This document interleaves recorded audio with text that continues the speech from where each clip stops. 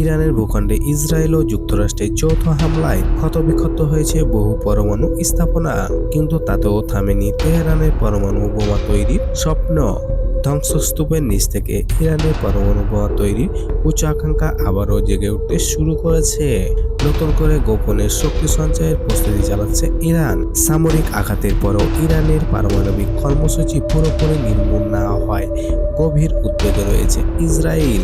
তাদের আশঙ্কা, ইরান যে কোনো মুহূর্তে এই সুযোগে আবারও পারমাণবিক বোমা তৈরির দিকে মনোনিবেশ করতে পারে। এই আশঙ্কাকে কেন্দ্র করে নতুন করে হামলার পরিকল্পনা মাথাচাড়া দিয়ে উঠেছে। আর সত্যি হামলা হলে আগের যুদ্ধের চেয়েও কঠিন পরিণতি ভোগ করতে হবে ইসরায়েলকে।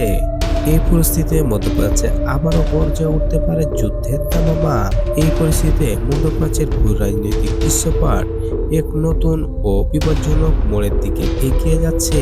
এক পশ্চিমা কূটনৈতিক বক্তব্যের সূত্র ধরে ইসরায়েল ও ইরানের মধ্যে আবারও যুদ্ধ শুরু হতে পারে বলে আশঙ্কা করেছে ফাইন্যান্সিয়াল টাইম। কারণ সামরিক হামলা চালিয়েও ইরানের পরমাণু কর্মসূচি পুরোপুরি বন্ধ করতে ব্যর্থ হয়েছে ইসরায়েল। তাই ইরানের এখন নতুন করে হামলা প্রস্তুত শুরু করেছে দখলদার ইসরায়েল। এই জল্পনা কল্পনা আরও বাড়িয়ে দিয়েছে পশ্চিমা কূটনৈতিক। তিনি বলছেন, ইসরায়েল ও ইরানের মধ্যে যে কোনো মুহূর্তে আবারও যুদ্ধ শুরু হতে পারে। কারণ ইরানের পারমাণবিক স্থাপনা কতটা ক্ষতিগ্রস্ত হয়েছে তা নিয়ে বিতর্ক আছে। তাদের পরমাণু কর্মসূচি তো একেবারে ধ্বংস হয়ে যায়নি। ইরান যে কোনোভাবে পরমাণু বোমা তৈরি করে ফেলবে, সবচেয়ে অরক্ষিত হয়ে যাবে ইসরায়েল।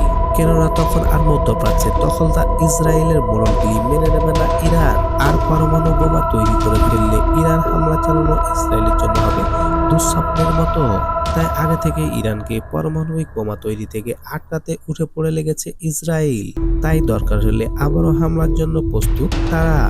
এদিকে ইরানের পরমাণু কর্মসূচি নিয়ে এখনো কোনো সমঝোতায় পৌঁছাতে পারেনি ইসরায়েল ও তার অন্যতম মিত্র যুক্তরাষ্ট্র।